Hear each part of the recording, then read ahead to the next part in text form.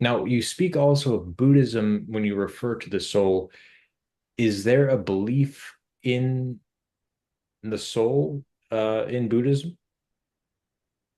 Well, it's difficult to say. There's a lot of stories that seem to hinge on the reality of a soul, like stories about reincarnation, stories about other realms.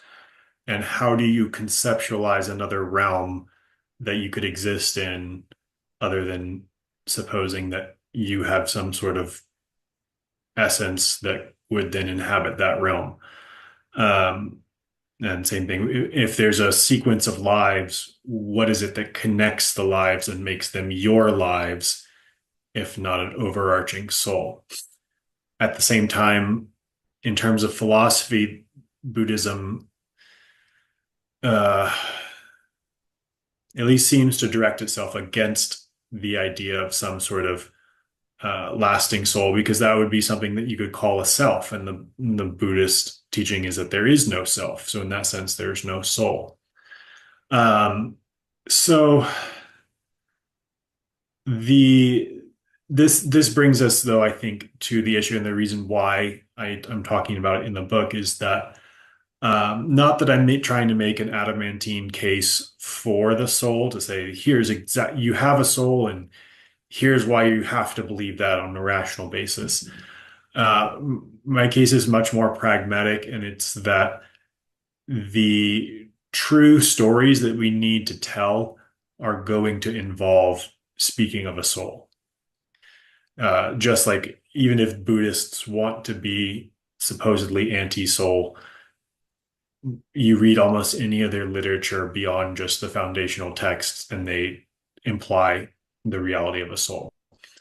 So this is just how we function when we like I said, when we imagine heavenly realms, whatever it might be, alternate worlds, we are imagining some sort of body, whether it's a physical body or an etherical body, existing in this other realm. And we are imagining that somehow there is a connection between this experience and that imagined experience. If it hypothetically manifested, there would be a chain from here to there.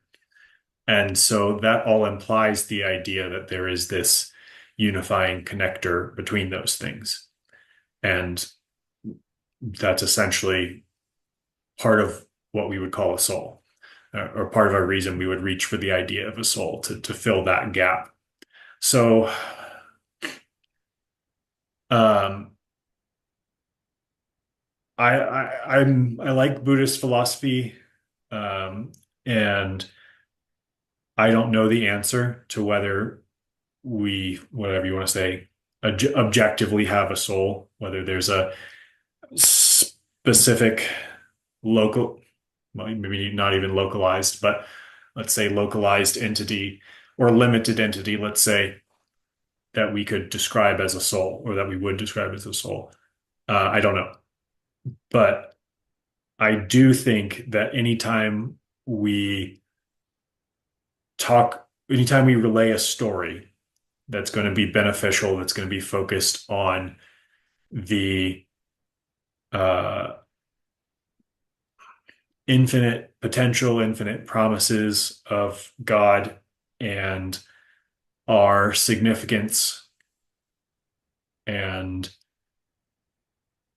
the hope that we have in the future, I think the idea of a soul is going to go along with that. I think you're going to use the terminology, the concept of a soul in order to tell stories or tell effective stories, we should say. So that is the reason why I'm bringing it up, is saying I'm going to tell you a story. It's going to imply the existence of a soul, but not just with the concept of a soul, but with the concept of a soul and with other things. I'm telling you a story. I'm not giving you a uh, a technical manual that you're supposed to analyze and infer from. It's a story. It's a imagistic rendering that's supposed to convey a spirit. So that's where I'm coming from in this whole discussion on the soul.